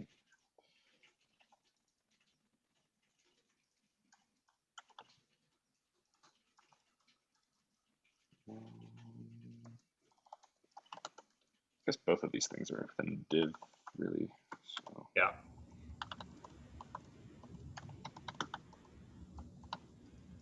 Gosh, why is this one? There we are. I'm curious what you're thinking with the empty state here. Not published yet. Yep. So, I see. That's funny. Well, I mean, I guess send doesn't exist until something is typed. So the designer version of this is just you see nothing until you do something. Honestly, that's fine too. Like I think this is simple enough. Yeah. Yeah. There's nothing else to do on the page, so. No. it's a good piece of example code. Yeah. Yeah, actually. I mean, any of these little patterns. Oh no, did it not like it? No, this was probably on my end something. I probably forgot to specify protocol. Just finishing this little thing here, and I want to give our input. Oh no. It happens to me all the time. I change convention like an hour into something, and all of a sudden I'm just like a different person writing in a totally different style. Yeah. There you go. Nice. Yeah, that was really bugging me there.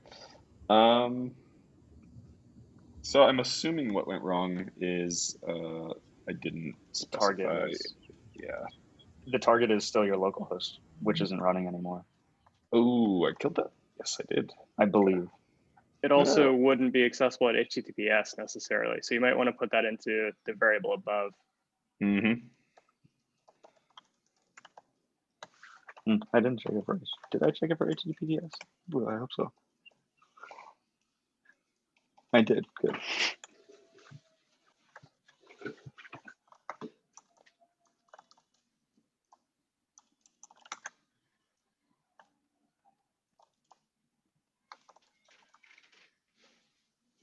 Beautiful.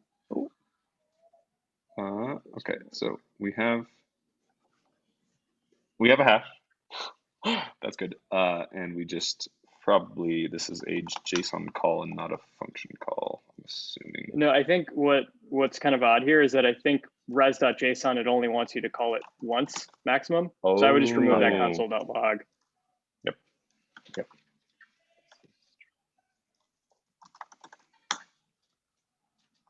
Hey. Nice. Amazing. Wow. Incredible. That's cool. That's very cool.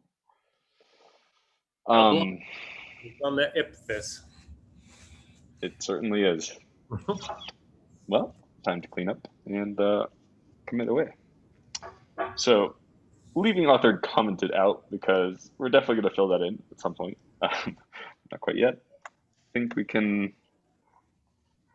Can we try a post on CJ server endpoint? Yes. Oh yeah. What's up That now? would be great. Buzzard's first block. Mm-hmm. Do two.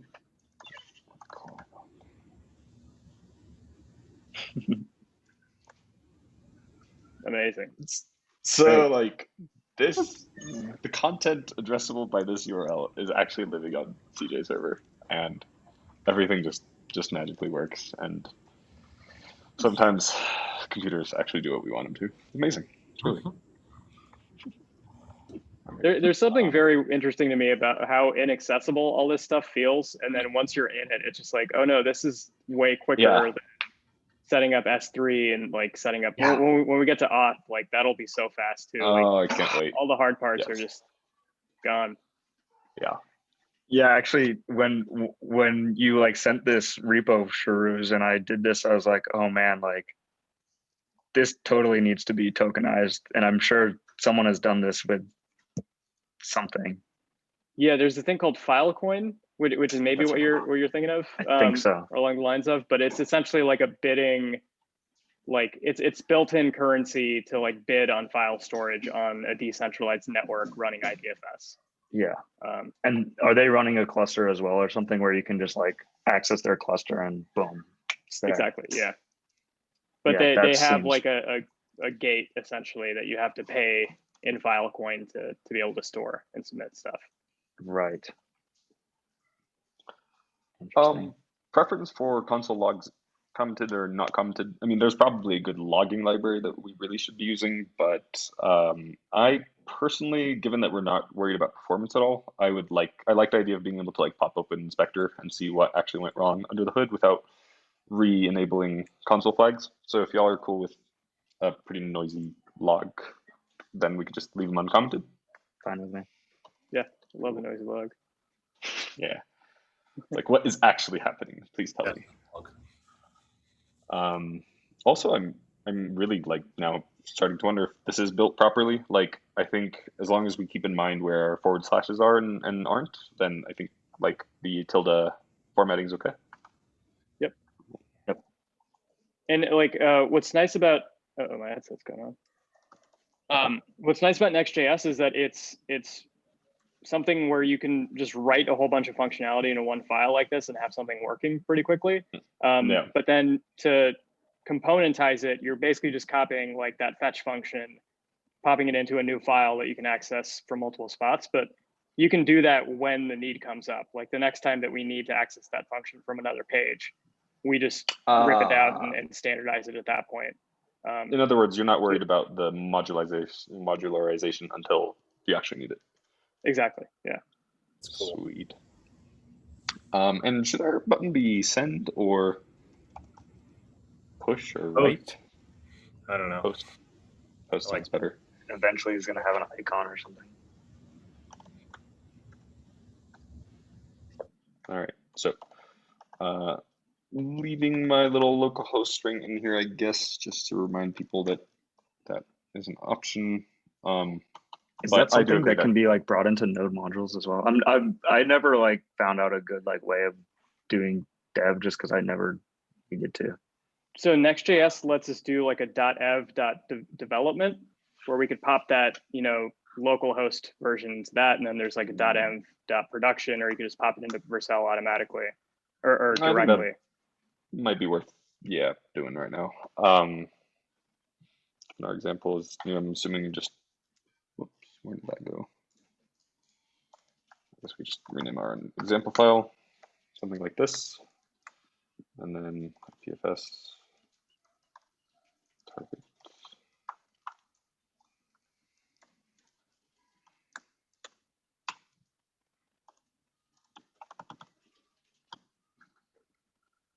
Is this proper env syntax? I always forget. It's usually all caps on the variable name, but besides that, it all looks good.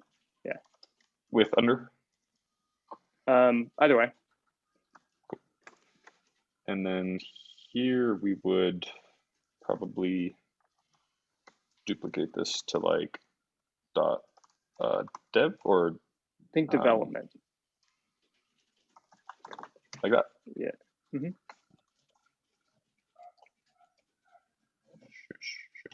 There we go.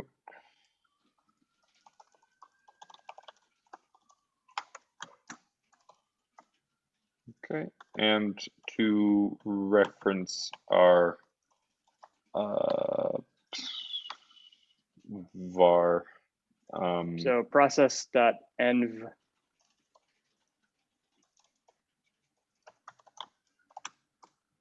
Yeah, and then whatever your variable name was. There's going to be a gotcha here though, where by default environment variables are private, but because you're trying to access them from the front end here, you have to prefix it with next_public_.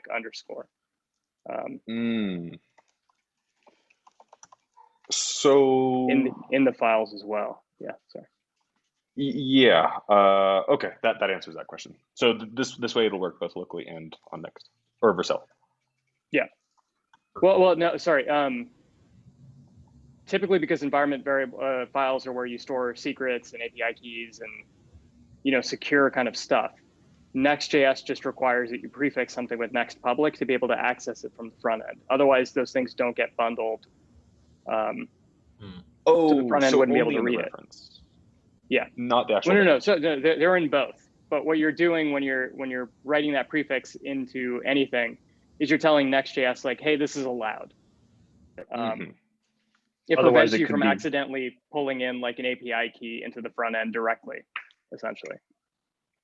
Okay. But to my understanding, .env still stays like this. No, you want the full one in there. Oh. Okay. Oh, I see.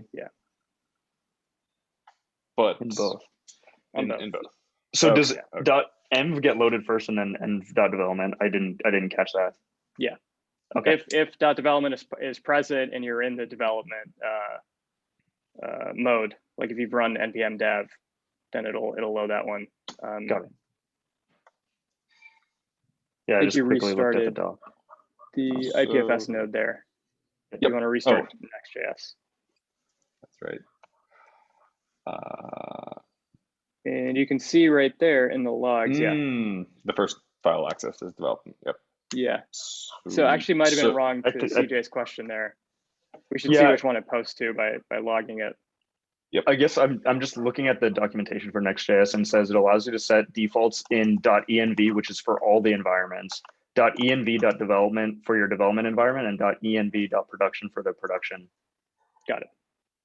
So we should rename our .env file to env.prod. I think so. Production, yeah.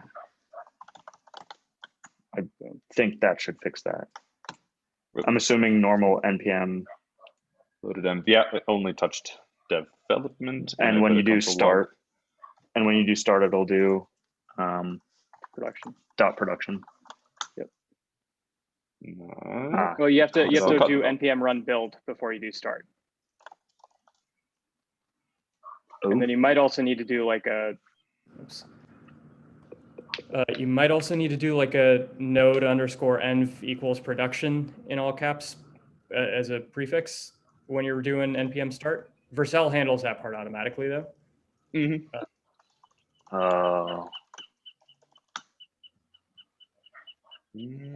Looks like it's still caught development, and also we have some broken things here. Put back imported. Yeah, there's something weird going on with the build. I mean, the build we know works on Vercel, so I'm okay testing. I'm proud if you guys are. That's fine. Cool. And I think just here we are. Okay, let me just run dev again.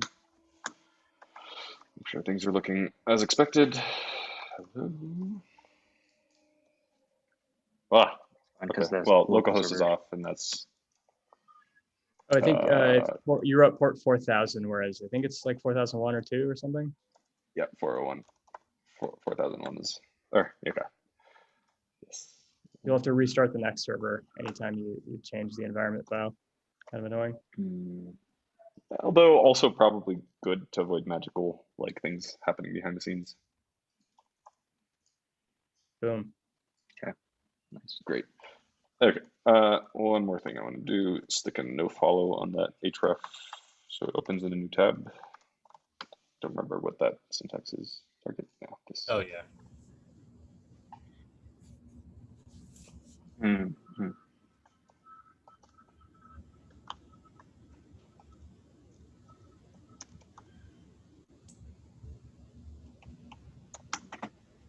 Yeah, I'll send a bunch of VS Code extensions that you'll just be able to hit Command S, and all of our formatting will be consistent. That would be fantastic. All right. Anybody see anything that is ugly and needs fixing? Otherwise, I guess off we go. So, development we are committing. Production we are not. Is it worth adding to a git ignore file while we're at it? And then we'll manually need to update in Vercel in their environment variable interface. Mm-hmm. That's inside of Git, right? Oh, is it? Actually, I think I can Git just ignore tell. should Should be be in in the root. root directory. There you go. And then that we're getting rid of that. So say first.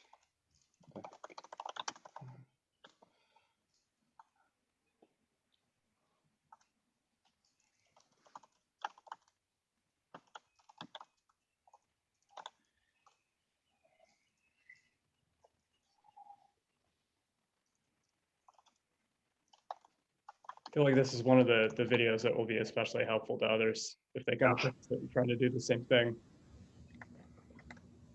I hope so. Yeah. High rewatchability. It's a classic episode. Cult classic. Mhm. Does it need the public in there as well?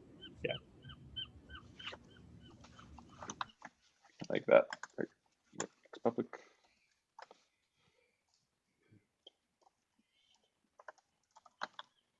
Does it have HTTPS? And you want your HTTPS.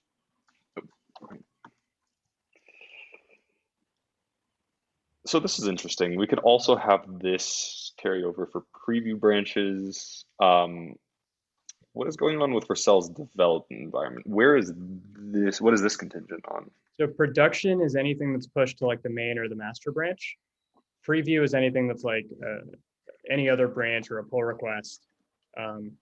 So because this is just IPFS, it probably seems safe to, it's a different service, and you can dump stuff to the same service, regardless of whether it's on stage in production. So it seems safe to apply it to both. Okay. Development, whatever you set here, if you have a .env.development, that'll override it. So what you okay, that's what I was wondering about. So this is safe to leave checked on. Yeah. Cool. That's looking nice. All right, see how our deployment went. Probably errored because it could not find our environment variable. Oh. I don't think I've ever seen that before. Yeah, what is that? Basically wants That's that. I've also not seen that before. Let's see if it works. Does seem to work. Nice.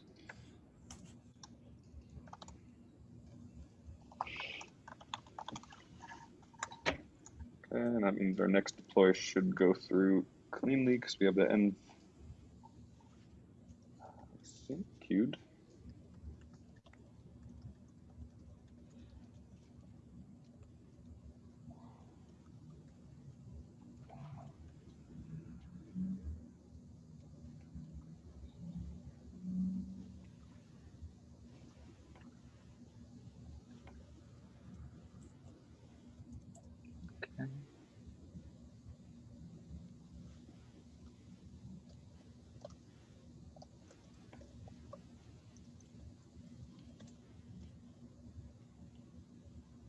I mean, part of this, what's exciting here is like there's really no terrifying like local files on servers whose state I'm not aware of and whose access is like, available to who knows who.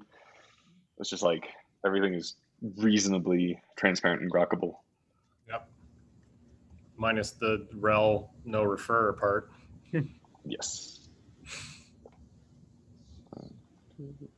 Did you find anything on it? It's a privacy thing. But I don't know why Vercel needs it. Beautiful. Working on prod now too. Yep. We are live. We are live. That is like way further than I was expecting us to get today. Definitely same. Definitely same. But it has been an absolute pleasure and blast. Oh, I'm so curious about the auth stuff now. Yeah. It feels like I the want to next see the chapter. magic. Just connect a wallet and, I want to see the author field there. the ETH names come through. Yes. We could do that next Sweet. time, maybe. What's up? Yeah. I'd love to like schedule that, and I don't know, I could be in the driver's seat for that one. That'd be awesome. Cool. That sounds fun. Adding on. This is the funnest coding program I've ever been, I guess, party to, watched. Ooh, party. Yeah. Yeah, Party. Buzzard got party. code party. Yes. Buzzard party, maybe for like live events. Sounds awesome. But yeah, Dave, for what it's worth, as a full-time developer, this was very enjoyable and fun. Like this is like, yeah, I think scheduling wise, we can either sort that out later, or I mean, I have a reasonable idea about next week. So if y'all want to do it now too, we can stick it on the calendar. I think my only preference would be Monday or Wednesday, but I could also do Tuesday if that's easier.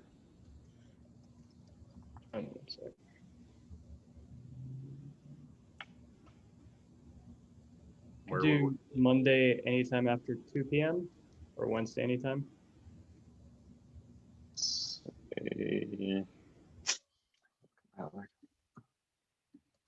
3 Eastern Monday, or 3 Pacific Monday. It works for us. Yeah. Let me ask one thing, actually. Let me see. We can leave it tentative. If something comes up, move it.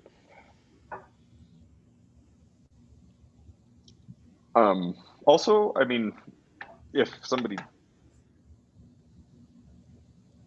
3 p.m. Monday works for me. Sweet.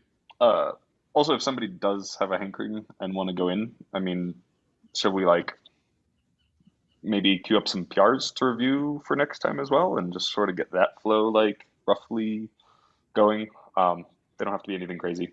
Like a one-line CSS change, I think, is a PR, or go in and re-architect everything. But I guess maybe we could start out with that so that everybody's on the same page. We kind of get like the flow for getting those changes in ironed out, and then pick up with auth.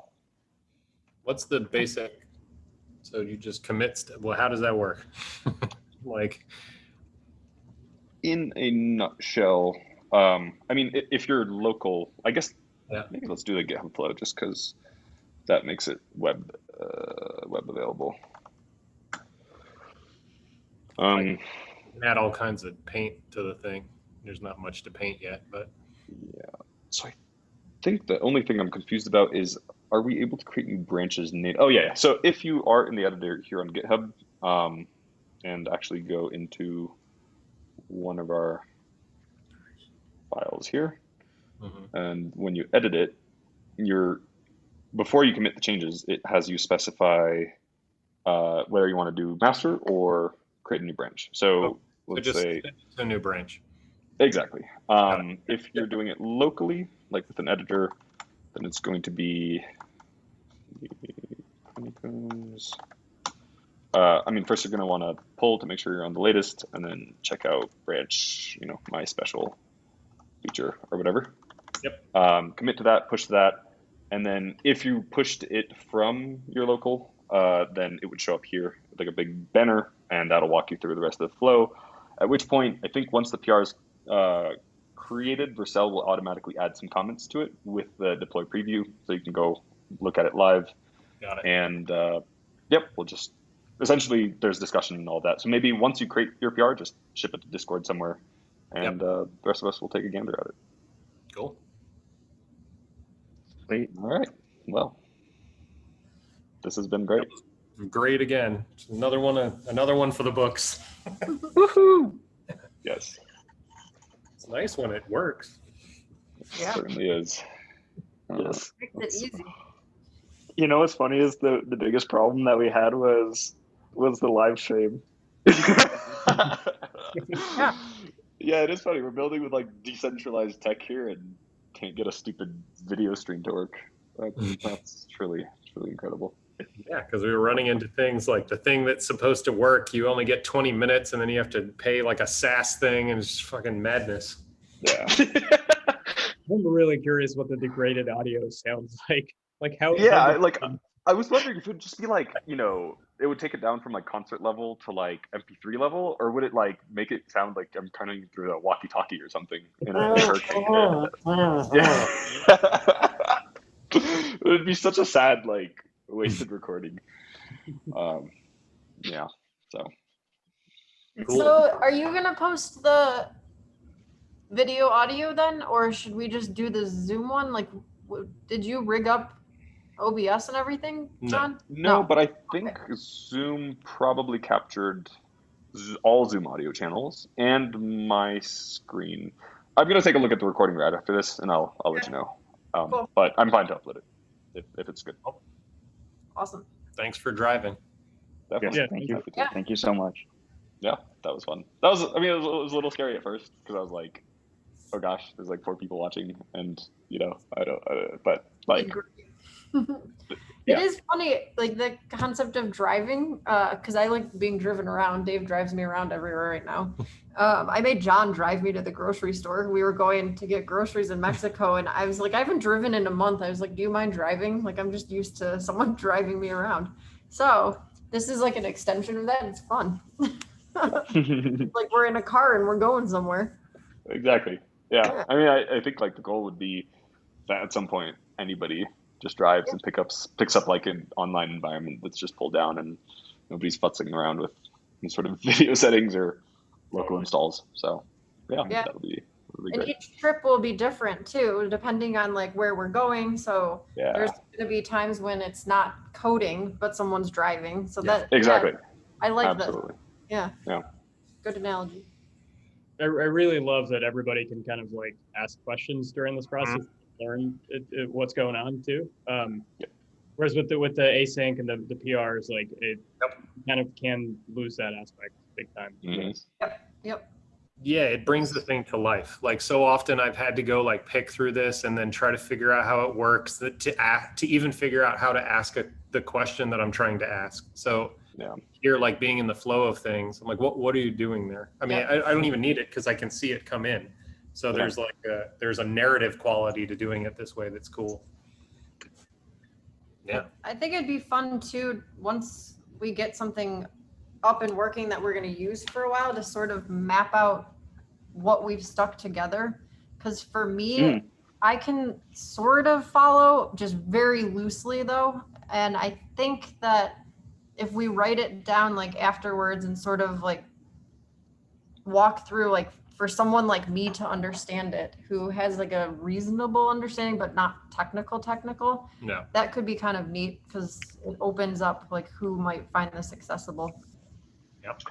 Yeah, I totally see some space for like some post session docs, lightweight docs. Like doesn't have to document every single thing that was written or done, but overall flow. Shrews, you were gonna mention. I was going to say, Kristen, you and CJ had mentioned like the open source map, or like the map of things that we're using. Like that, I think we've got a couple things in there now that we pop on the map. Yeah, I can actually start that. I should spin that up in Notion and then start messing around with it.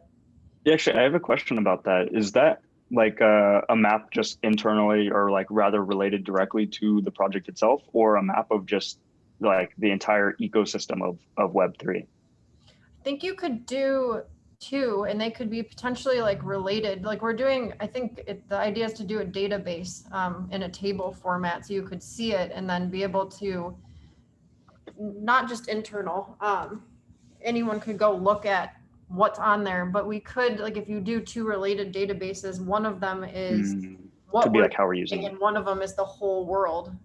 So the what we're using would also describe how we're using it. So yeah, that makes sense. Okay. For us to connect. Cool. Yeah. Yeah, because I think that would be really nice. I was just thinking with all the DAO stuff and even some of these technologies like IPFS and all the things related to IPFS, like IPNS, all like even the IPFS clustering, or like all this is like, that all is like super like valuable knowledge, I think, to have. And some of it's like offshoots of one thing, but still very, very like useful. Yeah, I mean, this could turn into like a very useful like menu of like, hey, you're building on Web3 and you need to solve this problem. What tool should you use? I think becomes a very useful resource. Cool. Yeah. All right. Sweet. What else? That's Nothing. it. We got something on the calendar. Sweet. If we need to do anything ahead of time, we can chat about it in Discord. Yep. Sounds great. Thanks, guys. Alrighty. Thanks, Sweet. John. Everyone. Yeah. Definitely. Yeah. Thanks all. Take care. Bye. Peace.